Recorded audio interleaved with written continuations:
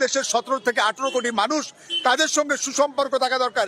কিন্তু সেই 18 কোটি বাংলাদেশবাসীর সঙ্গে সুসম্পর্ক না তৈরি করে ভারতবর্ষ শেখ হাসিনা নামক একটা স্বৈরতান্ত্রিক শাসক তাকে কিন্তু উৎখাত করেছে বাংলাদেশের মানুষ গণ অভ্যুত্থানের মধ্য দিয়ে। সে তাকে শেল্টার দিয়ে, তাকে আশ্রয় দিয়ে আসলে বাংলাদেশের সঙ্গে সম্পর্কটাকে কলুষিত করছে, নষ্ট করছে। এই মোদি আয়নাঘরে বছরের পর বছর কিভাবে গুম করে রাখা হয়েছে, কিভাবে তাদেরকে ইলেকট্রিক শক দেওয়া হয়েছে, কি ভয়ঙ্কর রকমের উপর তাদের উপর টর্চার করা হয়েছে, সে আয়নাঘরে আটকে রেখে সে তো আজকে বিশ্বব্যাপী বাসী দেখেছে, যেটা হাসিনার ভয়ঙ্কর রকমের অপকীর্তি।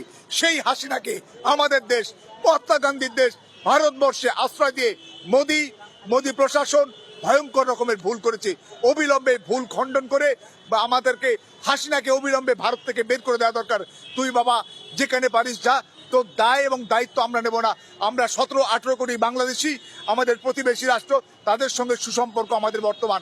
তোমাকে এই মোদি হাসিনার মতো একটা কিটকে জায়গা দিতে গিয়ে বাংলাদেশের 18 কোটি মানুষের আমরা বিরাগ অভিযুক্ত বা প্রধান অভিযুক্ত শেখ হাসিনা, তাকেও কিন্তু বহু চার্জশিটে, প্রায় শতাধিক চার্জশিটে কেসে হাসিনা প্রধান অভিযুক্ত।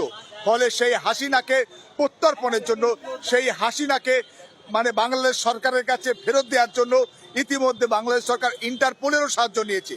কিন্তু আজকে ভারতবর্ষ একটা অনেক বড় রাষ্ট্র, কিন্তু তারা যদি না চায় তাহলে কিন্তু একটা মানে কূটনৈতিক একটা অস্থিরতা, একটা জটিলতা তৈরি হয়েছে এবং তৈরি হচ্ছে।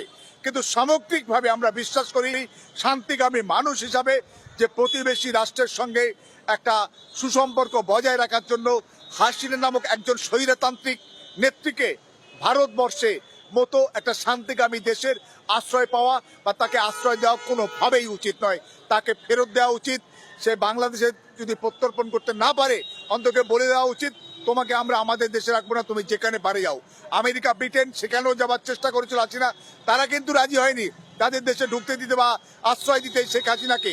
কিন্তু ভারতবর্ষ সেই হাসিনাকে আজকের আশ্রয় দিয়ে কিন্তু আজকের প্রতিবেশী দেশের প্রতি সাধারণ নাগরিকদের বিরাগ ভাজন হয়েছে এবং তারা কিন্তু আজকের আমাদের দেশকে আজকে শত্রু বিবেচনা করছে।